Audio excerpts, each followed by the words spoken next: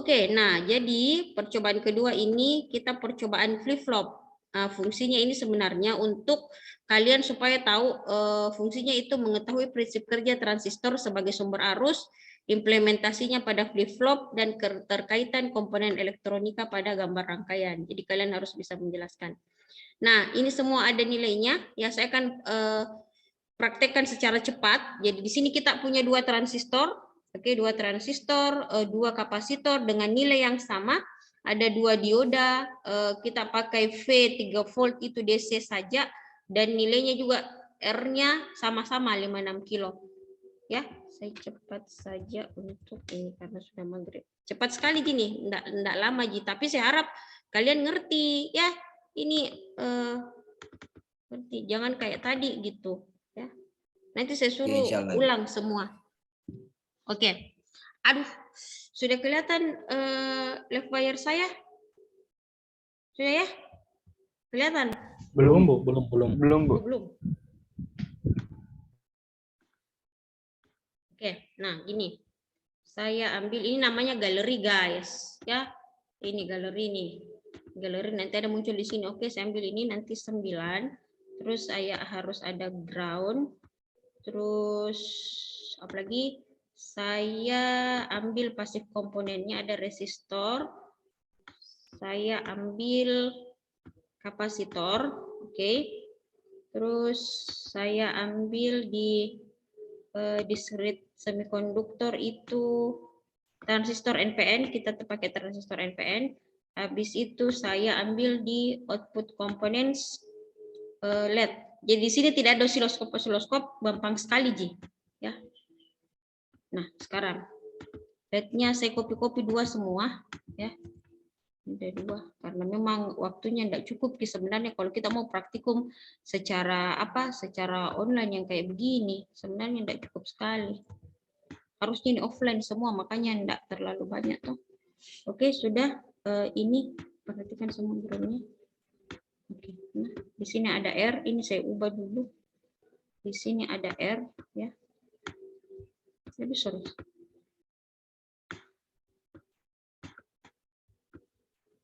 Oh, ini kalau kayak begini harus ditunggu kayak begini ya tadi sampai tuh.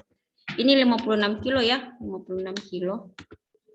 Jadi harus sama nilainya supaya gampang Ki ininya. Jadi tolong kalau mengukur itu ini kan ke semua. Oke, semua di sini ada C.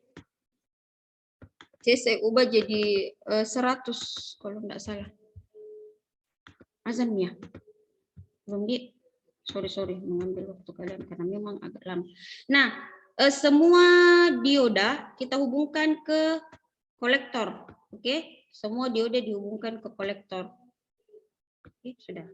Terus ini resistor dihubungkan ke basis. Resistor dihubungkan ke basis. Sudah? Nah, ini dihubungkan ke sini. Oke? Ini hubungkan ke sini. Dihubungkan ke sini. Maaf, Bu, itu B1 komponennya namanya apa? Apa? Yang ini, Bu, B1 9 volt. Yang ini, Bu, B1. Ini sumber DC. 3 volt aja ya, sumber DC-nya 3 volt aja. Oh iya, Bu, sumber DC dia baterai sebenarnya tuh, B1 itu baterai, tapi sebenarnya bisa di kita ini.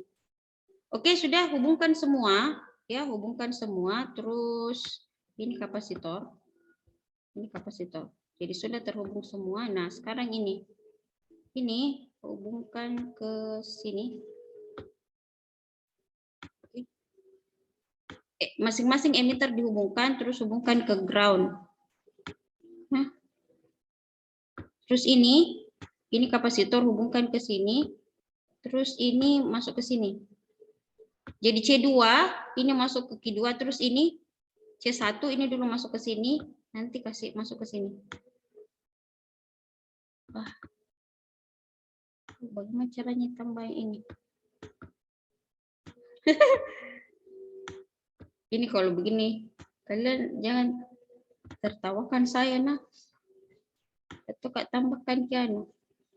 Oke, sudah. Ini ke sini ke ground. Oke. Begitu nih kayaknya. Nah, toh. Oke, saya back to sini dulu. Mana mau dulu kok ini. Nah, begitu gambarnya. Semoga tadi tidak salah gambarnya. Nah, ini toh. Nah, yang kalian ukur gampang sekali, Ji. Ini yang kalian ukur nih. Ini sedikit sekali. Toh. Nah, yang kalian ukur pada saat diodanya menyala semua, ukur arus IC, IB, dan IE. Jadi dioda 3 dan dioda 4 ya, terserah ini yang mana Kak, dioda 1, dioda 2 ya. Ini D3, D4 di sini. D1, D2 lah ya. Ini kan gambarnya. Kalian yang perhatikan. Jadi tolong kasih lihat Kak gambarnya ya, capture gambarnya, masukkan ke laporan. Jadi harus ada capture gambar dulu sebelum ada tabel pengamatan supaya saya lihat, saya tahu yang mana D3, yang mana D4. Ukur arus semua. Jadi ada keadaan di mana dua-duanya on, diodanya on, LED-nya on maksudnya, ada satu yang on, satu yang off. Terus sebaliknya ada satu yang off, satu yang on. Coba bedeng nah, tadi agak tidak ini. Oke, sekarang kelihatan yang saya share? Kelihatan, Iya, Bu, Bu. kelihatan. Ya, Bu. Nah, ini kan menyala semua nih. Kalau menyala semua ini kalian ukur semua arus-arusnya, arus kolektor, arus basis, arus emitter, ini juga kolektor, emitter, dan basis. Nah, ada satu keadaan di mana nanti ini akan bergantian menyala. Nah, kita tunggu sampai kapasitornya penuh. Di sini kalau ada kapasitornya penuh, saya tidak tahu sampai berapa detik ya. Kalau mungkin kalian pakai stopwatch, agak-agak lama sih. Tadi saya pikirnya lagi tidak berhasil. Ya.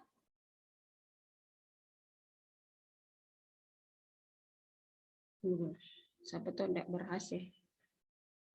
Siapa tahu ada yang salah. Ini siapa tahu kapasitornya. Coba kalian lihat. Nih, kan bergantian menyala toh? Nih. Nah, pada saat yang ini mati, nih kalian stop. Sorry. Nih. Dia ulang lagi. Nah, pada saat misalnya ini terus kan biasa kelihatan gini kayaknya. Kelihatan jadi ini current flow-nya nih. Nanti akan kelihatan gitu. Akan bergantian pokoknya menyala. Jadi untuk pekan depan cuman analisis arus aja.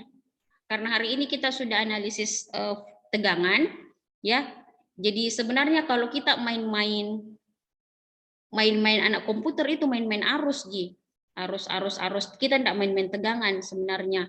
Kalau anak PLN, mereka main tegangan.